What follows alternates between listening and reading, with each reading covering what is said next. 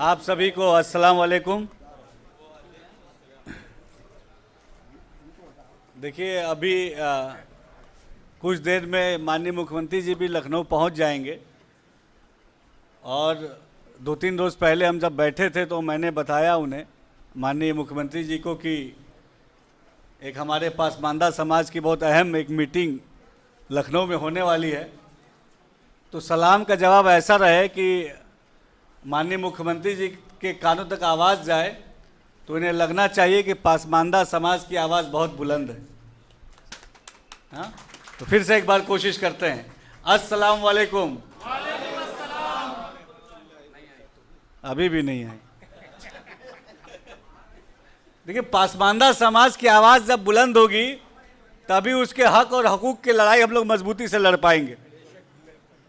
तो पासमानदा समाज, अभी बताया गया, हमारे अनीस साहब ने बताया कि 85% जो आबादी है माइनॉरिटीज़ में वो पासमानदा समाज की है। तो 85% की आवाज़ समाज के कानों तक जाएगी तब कहीं हमारी बात आगे तक पहुंच पाएगी। सही बोल रहे हैं, गलत बोल रहे हैं? तो फिर से एक बार अस्सलाम वालेकुम। चलिए, बहुत शुक्रिया। हमारे मंच ऑल इंडिया पासमानदा मुस्लिम महाज के आज इस अहम बैठक में हमारे बीच में जनाब परवेज़ हनीफ साहब, शारिक अदीब अंसारी साहब, हाजी ताहिर हुसैन साहब, हमारे यूनुस साहब, अहमद साहब, फातिमा खातून, हमारे मारूफ साहब, अफजल अंसारी साहब, शमीम साहब, तौकीर साहब, अबू सईद साहब, सिराज साहब, आसिफ इलाही साहब, फैज़ साहब, हमारे उत्तर प्रदेश राज्य हज कमेटी के सदस्य शाहीन अंसारी साहब, जुनैद अंसारी साहब, जितने भी यहाँ पे प्रदेश भर से और अलग अलग जगहों से तमाम जो लोग आए हैं, मैं सबका इस्तकबाल करता हूँ। आज एक बहुत अहम बैठक पे, एक अहम मुद्दे पे बातचीत करने हम सब यहाँ इकट्ठा हुए हैं। ये मुद्दा ऐसा है, ये टॉपिक ऐसा है जो केवल पासमानदा समाज की तरक्की के लिए नहीं ज़रूरी है।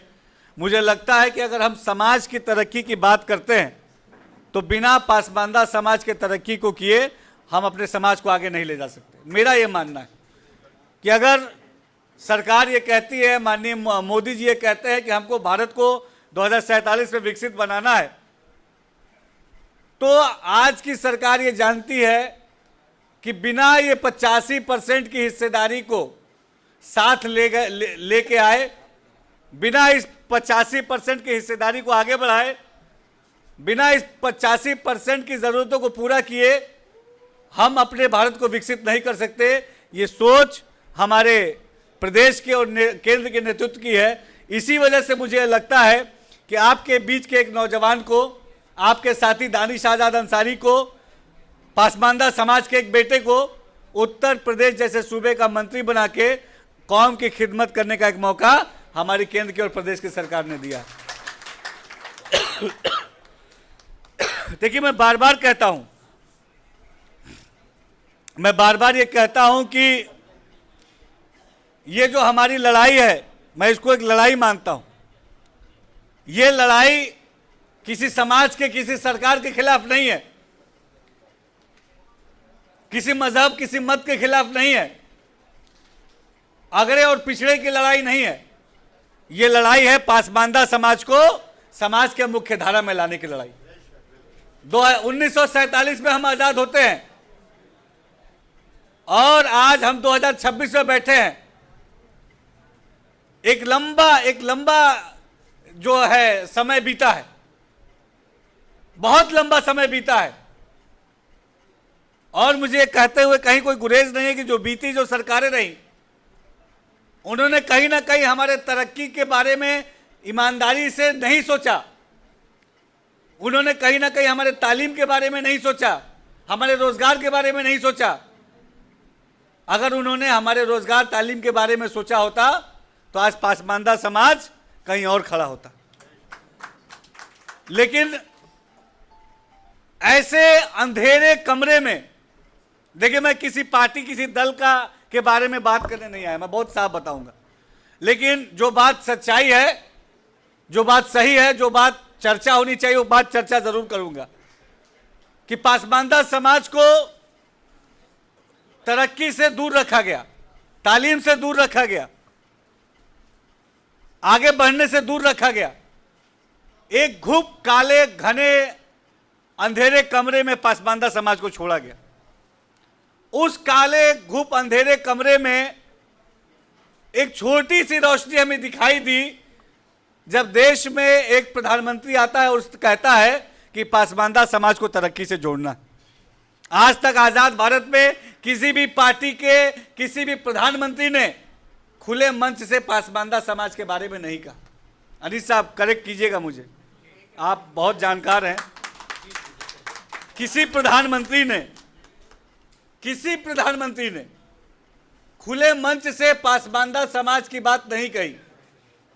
तो मैं इसलिए एग्जाम्पल दे रहा हूं कि एक काले घने कोठरी में पासमानदा समाज को अंधेरे कोठरी में बंद किया था।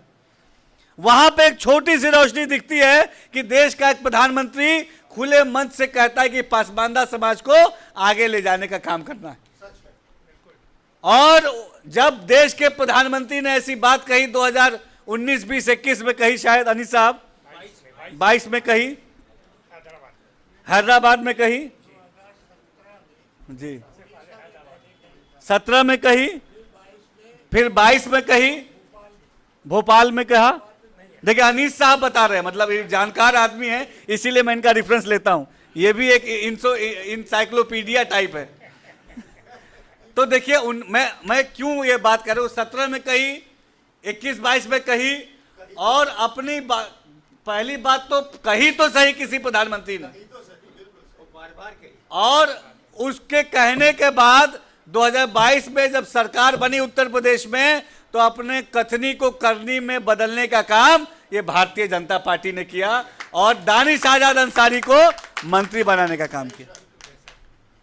भाई हम लोग तो चुनाव लड़े नहीं थे, जीत के कहीं से आए नहीं थे, लेकिन प्रधानमंत्री जी ने कहा कि पासमानदा समाज को आगे बढ़ाना है, और उसके लिए उन्होंने उत्तर प्रदेश को चुना, जो देश का सबसे बड़ा सूबा है, जहां 25 करोड़ की आबादी है। और अगर मुसलमानों की आबादी, अल्पसंख्यक समाज की आबादी यहाँ देखी जाए तो 20% है, जो 5 करोड़ आती है। और अगर इसमें पासमानदा समाज की आबादी देखी जाए तो 3.5 करोड़ से अधिक पासमानदा समाज की आबादी लगभग उत्तर प्रदेश में आती।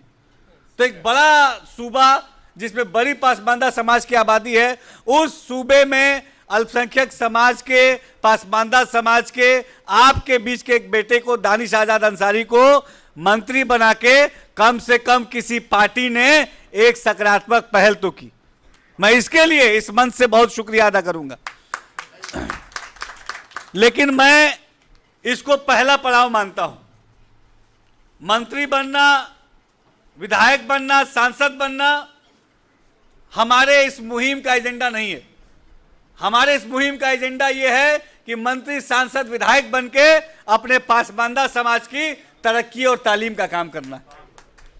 और आपके दुआओं से जब मैं 2 मिनट में जरूर अपना रिपोर्ट कार्ड भी देखिए, आपकी ताकत से हम मंत्री बने हैं, तो निश्चित तौर पे आपने जिसको मंत्री बनाया है तो उसका रिपोर्ट कार्ड भी आपके पास होना चाहिए कि भाई इसको मंत्री बनाया है, ये कुछ कर भी रहा है कि केवल गाड़ियों पे हूटर बजा के घूम रहा है। तो देखिए 2022 में हम लोग मंत्री बनते हैं, और हमने सबसे पहले जो काम किया, मदरसा शिक्षा पे कई लोग बोलते हैं मदरसा शिक्षा के बारे में काम नहीं हुआ, मदरसा शिक्षा के लिए भी आज़ादी के बाद से अब तक कोई काम नहीं हुआ। लेकिन बहुत सारे ऐसे लोग हैं जो बिना राजनीतिक चश्मे से अगर देखते हैं तो उन्हें दिखेगा कि मदरसे में पढ़ने वाला बच्चा, जो मदरसे में पढ़ने बच्चा जाता है, उसमें अगर आप परसेंटेज देखेंगे, आबादी देखेंगे, तो उसमें मेजर परसेंटेज पासमानदा समाज का है। गरीब मुसलमान का बच्चा जाता है मदरसे में पढ़ने, पासमानदा समाज का बच्चा जाता है मदरसे में पढ़ने। उस मदरसे एजुकेशन के रिफॉर्मेशन के लिए उत्तर प्रदेश की सरकार काम करती है, और मदरसे में दीन इस्लाम के साथ साथ आधुनिक शिक्षा, मैथ, साइंस, कंप्यूटर लागू करके पासमानदा समाज के बच्चों को तालीम से जोड़ने का काम अगर किसी ने किया तो हमारी सरकार ने किया। तो कहीं ना कहीं उसका फायदा पासबानदा तबके के बच्चों को हो रहा है। उसी मदरसे में हमने कंप्यूटर लैब की भी व्यवस्था हम लोग आने वाले समय में करने जा रहे हैं। इसके साथ साथ मदरसों में मिड डे मील की व्यवस्था भी लागू करके पासबानदा समाज के बच्चों को बेहतर जिंदगी से जोड़ने का काम किया गया। ये लगातार काम किया जा रहा है। हमने उत्तर प्रदेश के अल्पसंख्यक बाहुल क्षेत्रों को चुना। अब आप सब जानते हैं जहां अल्पसंख्यक बाहुल होगा, मुस्लिम आबादी जहां होगी, वहां पर 80%, अगर 100 मुसलमान है तो उसमें से 80 मुसलमान पिछड़ा पासबानदा है। तो यानी हमने उत्तर प्रदेश के पहले ऐसे 47 जिले चिन्हित थे, लेकिन हमने 22 में मंत्री बनने के बाद उसको उत्तर प्रदेश के 75 के 75 जनपद में प्रधानमंत्री जन विकास कार्यक्रम को लागू कराने का काम किया।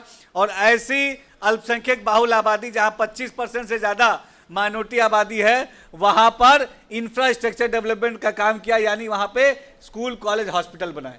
क्योंकि अगर हम पासबानदा समाज के विकास की बात करते हैं तो इनके इंफ्रा डेवलपमेंट के लिए काम करना पड़ेगा। आज ये बताते हुए बहुत खुशी हो रही है कि 200 से अधिक प्रोजेक्ट हमारे चल रहे हैं। क्योंकि इंफ्रा बनने में, इमारत बनने में समय लगता है, लेकिन 200 से अधिक इंफ्रास्ट्रक्चर डेवलपमेंट के काम पूरे उत्तर प्रदेश में चल रहे हैं।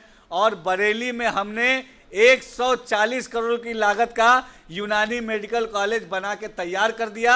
और वो यूनानी मेडिकल कॉलेज हिंदुस्तान का सबसे बड़ा यूनानी मेडिकल कॉलेज है, सबसे बड़ा यूनानी मेडिकल कॉलेज। आप में से कोई भी जाके देख सकता है। 140 करोड़ की लागत से बना के तैयार कर दिया, मुख्यमंत्री जी से उसका उद्घाटन करा दिया है।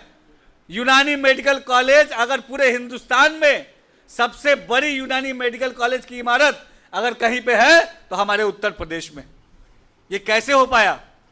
जब आपने अपनी ताकत से पासबानदा समाज के एक बेटे को उत्तर प्रदेश की राजनीति के मुख्य धारा से जोड़ने का काम किया, तब ये सारे काम हमने किए। मऊ में, हम बार बार कहते हैं, मऊ में गाजीपुर तिराहे के पास, कोई हमारे मऊ के भाई होंगे तो जानते होंगे, गाजीपुर तिराहे के पास, यहां से जाइएगा, वीडियो बना के भेजिएगा, 12 करोड़ की लागत से ITI और पॉलिटेक्निक कॉलेज बनाने का काम मऊ के गाजीपुर तिराहे पे अगर किसी ने किया तो हमारी सरकार ने किया।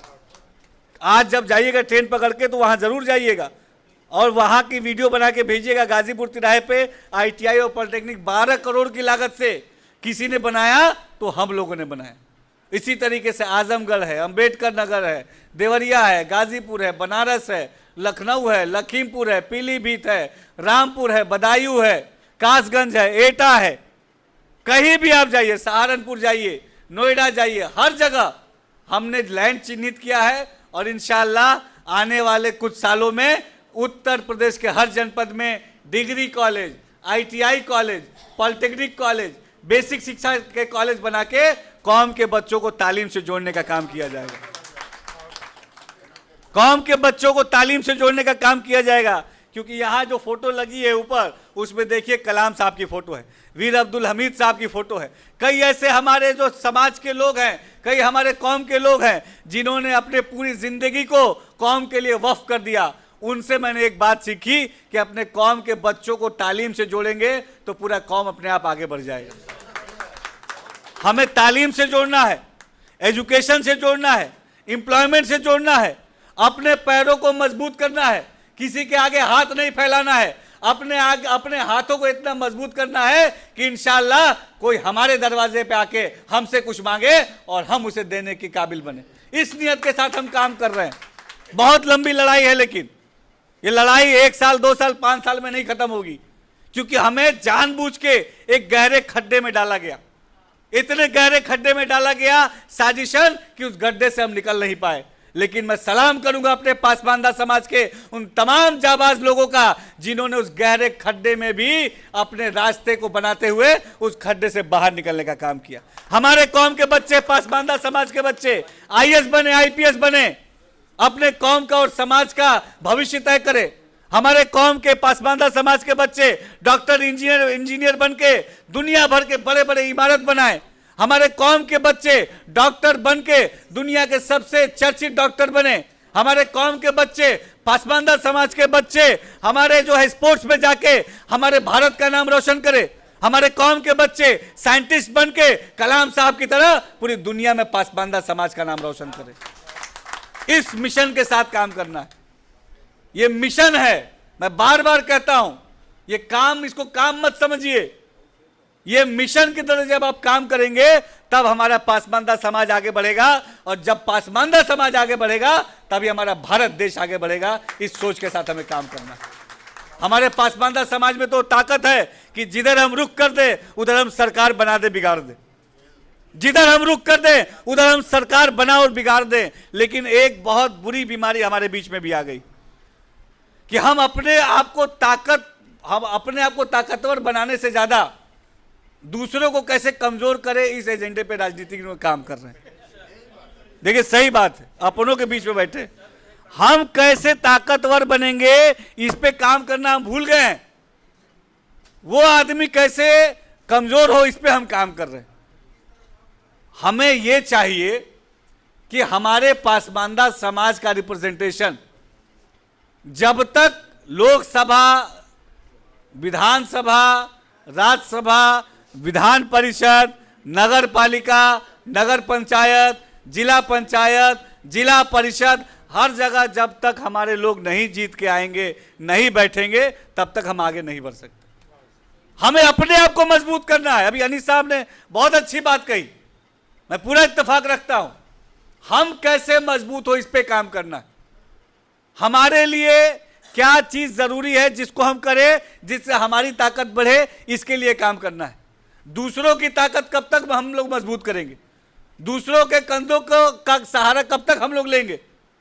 दूसरों के जूते में पैर रख के कब तक हम कदम से कदम मिला के आगे बढ़ेंगे? हमें अपने आप को मजबूत करना है, अपने पैर को मजबूत करना है, अपने हाथ को मजबूत करना है, और उसके लिए हमें अपने बारे में सोचना है। अपनी पॉलिटिकल ताकत को कैसे मजबूत करें, अपने राजनीतिक जो हमारा कद है उसको कैसे बड़ा करें, राजनीतिक इन्वॉल्वमेंट कैसे बढ़ाई जाए, इस पे काम करने की जरूरत है।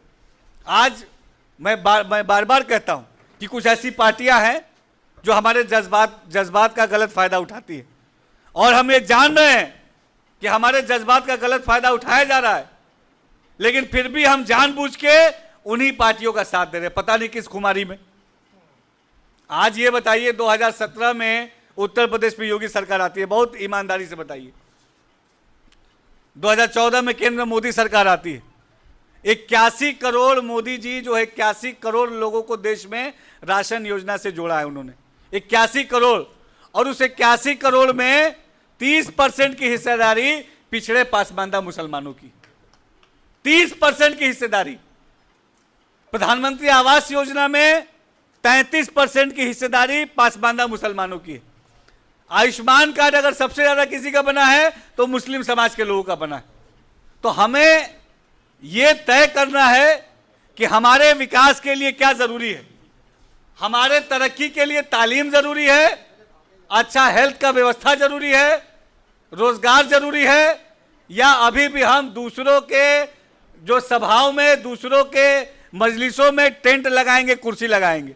ये हमें तय करना है कि हमें अभी भी टेंट लगाना, कुर्सी लगाने वाले स्टाइल में चलना है, कि हमारे तालीम और तरक्की के लिए जो भी काम कर रहा है, मैं किसी दल का नाम नहीं लूंगा, लेकिन अगर जो भी हमारे तालीम और तरक्की के लिए काम कर रहा है उसके साथ अगर खड़ा हो, अगर हम और आप खड़े होंगे तो निश्चित तौर पे हम तरक्की से जुड़ेंगे।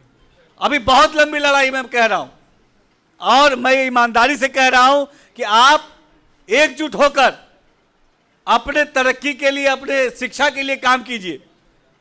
जिससे भी जाइए उससे तालीम के बारे में बात कीजिए कि आप सबसे सवाल पूछिए, दानिश आजाद अंसारी से पूछिए, योगी जी से पूछिए, मोदी जी से पूछिए, लेकिन सवाल सपा, बसपा, कांग्रेस से भी पूछिए। सपा से भी पूछिए कि 12 से लेकर 17 तक जब तुम थे भाई, तो तुमने कितने माइनॉरिटी के जो इदारे हैं उसके बढ़ावे के लिए काम किया। 12 से लेकर 17 तक आप थे तो कितने अल्पसंख्यक बाहुल क्षेत्रों में आपने स्कूल, कॉलेज, हॉस्पिटल बनाए। और आप हमसे भी पूछिए, जिसका जवाब आपको अच्छा लगे उसके साथ खड़े रहिए। जिसने आपके लिए काम किया ग्राउंड पे, उसके लिए खड़ा रहिए। केवल हमारे महफिलों में, इफ्तार पार्टियों में आके टोपी लगा के हमें टोपी पहनाने का काम अब समाज को बंद करना होगा। किसी को बात अच्छी लग सकती है, किसी को खराब लग सकती है। हमारे इफ्तार पार्टियों में आके टोपी पहन के और हमें टोपी पहनाने का काम अब कुछ पार्टियों को बंद करना पड़ेगा।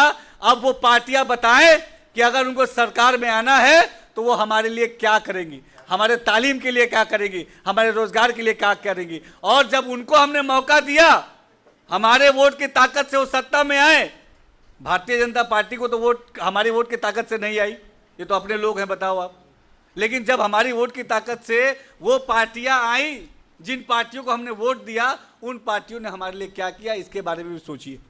सवाल पूछिए, खुद से भी पूछिए, पार्टियों से भी पूछिए, और उस सवाल में जो भी बेहतर जवाब हमारे कौम की तरक्की के लिए दे, उसके साथ खड़े होंगे, तभी हमारी कौम की तरक्की हो पाएगी। बहुत साफ बात है। एक लंबे समय तक हमें बेवकूफ़ बनाया गया, हमारे जज्बातों के साथ खेला गया, लेकिन अब ये समय है कि अपने लिए आवाज़ उठाए। और खुदा भी उसी का साथ देता है जो अपना साथ देना चाहे। अगर आप अपना साथ देना नहीं चाहोगे तो खुदा भी आपका साथ नहीं देगा। तो मेरी गुजारिश है मेरे कौम के लोगों से कि अपने लिए खड़ा होइए, किसी भी पार्टी के लिए मत खड़े होइए। अपने लिए जब आप खड़े होंगे तो इंशाअल्लाह आप खुद ब खुद आगे बढ़ जाएंगे। मैं तैयार हूं, दानिश आजाद अंसारी तैयार है। अपने कौम का, हमारे कौम का जो बच्चा अच्छे पढ़ने, अगर वो पढ़ने में अच्छा है तो उसको आईएएस बनाने के लिए, आईपीएस बनाने के लिए दानिश आजाद अंसारी तैयार है। मैं तैयार हूं। हमारे यहाँ फ्री कोचिंग की व्यवस्था है। मैं अपने पासबांदा महाज के लोगों से कहूंगा कि एंट्रेंस टेस्ट कराइए और 10 ऐसे बच्चे दीजिए जो पढ़ने में अच्छा है, इंशाअल्लाह उनको आईएएस बना के कौम को देने का काम ये दानिश आजाद अंसारी करेगा। 10 आईएएस तैयार करना है, 10 आईपीएस तैयार करना है, 100 डॉक्टर तैयार करने हैं, 100 इंजीनियर तैयार करना है, 100 खिलाड़ी तैयार करना है। इस लक्ष्य के साथ काम करो। आप मिलकर काम करें ना कि अगले 2 साल में हमें 100 ऐसे खिलाड़ी तैयार करने हैं जो अलग अलग खेल में जाएंगे और भारत का नाम रोशन करेंगे। अगले 2 साल में 100 इंजीनियर तैयार करके हमें देश की खिदमत के लिए लगाना है। अगले 2 साल में 10 आईएएस और 10 आईपीएस बना के समाज की खिदमत के लिए लगाना है। तो जब समाज में ऐसी अहम ओहदों पे हमारे लोग बैठेंगे तो अपने आप हमारा समाज आगे बढ़ जाएगा। तब किसी के आगे हाथ फैलाने की जरूरत नहीं होगी। लेकिन पहले अपने आप को मजबूत करो। हम तैयार हैं। मैं कह रहा हूं आज फिर कि सिविल सर्विसेज की परीक्षा के लिए 10 बच्चे अच्छे से परीक्षा देके आप 10 क्वालिफाइड बच्चे दीजिए। उनको उनकी पढ़ाई का खर्चा, उनके रहने का खर्चा हमारी सरकार उठाएगी। और अगर उन्होंने ईमानदारी से मेहनत की तो उन 10 बच्चों को आईपीएस आईएएस बना के कौम की खिदमत में लगाने का काम हम और आप करेंगे। तो ऐसे विजन पे बात होना चाहिए, ऐसे मुद्दों पे बात होनी चाहिए। हम कितने आईएएस निकालेंगे, कितने आईपीएस निकालेंगे।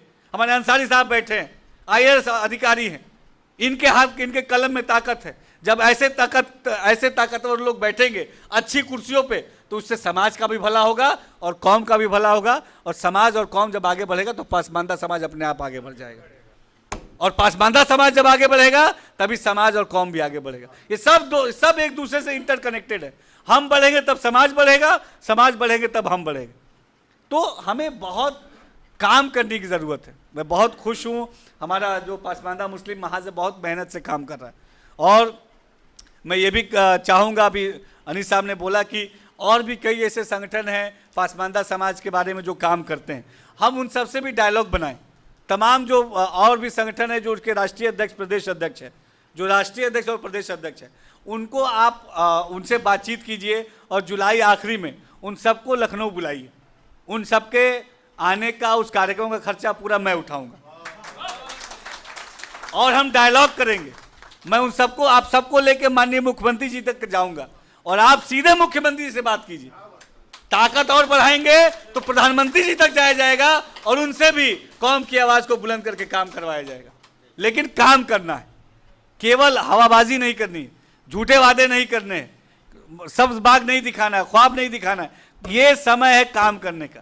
और मैं बार बार कहता हूं, ये जो समय है, कई लोग ये कहते हैं, कई दूसरी पार्टियों के लोग कहते हैं कि ये मुसलमानों के लिए बहुत ख़राब समय है, लेकिन मैं ये दावे के साथ कहता हूं ये समय मुसलमानों के लिए सबसे अच्छा समय है। अगर इस समय का हमने सदुपयोग कर लिया तो इंशाअल्लाह हमारे कौम के लोग आगे बढ़ जाएंगे। हमारे कौम के लोग आगे बढ़ जाएंगे। मैं बार बार कह रहा हूँ कि हमें मेहनत करनी है और टारगेट बेस्ड मेहनत होनी चाहिए। हम कितने इंजीनियर निकाल पाए, कितने डॉक्टर निकाल पाए, कितने मेन स्ट्रीम में बच्चियाँ हमारे जो है मेन स्ट्रीम में आ जाए। हमें ऐसी मेहनत करनी है कि हमारे जो पासबांदा समाज की बच्चियाँ हैं उनके लीडरशिप क्वालिटी को भी बढ़ाना है। अभी इस हॉल में मेरे ख्याल से 2 ऐसी हैं हमारी बहनें जो पासबांदा समाज की 2 बहनें हैं, लेकिन उनके लीडरशिप को बढ़ाना है।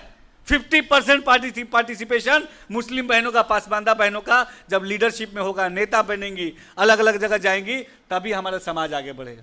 हम सबको आगे बढ़ना है, एक साथ लेके आगे बढ़ना है, मिशन की तरह काम करना है, एकजुटता के साथ काम करना है, ईमानदारी से काम करना है, तभी पासबांदा समाज आगे बढ़ पाएगा।